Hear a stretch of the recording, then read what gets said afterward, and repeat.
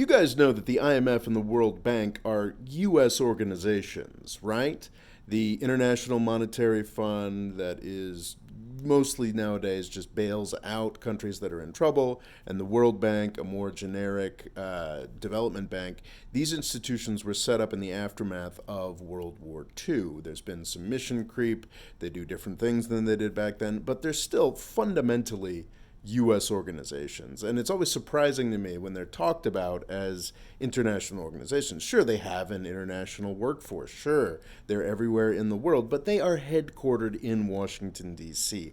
They never act in opposition to U.S. interests, and they are largely acting in service to U.S. guidance and direction. The IMF is always headed by a European, but a European that lives in Washington, D.C., and the World Bank has never been headed by someone who's not an American. Like, these are U.S.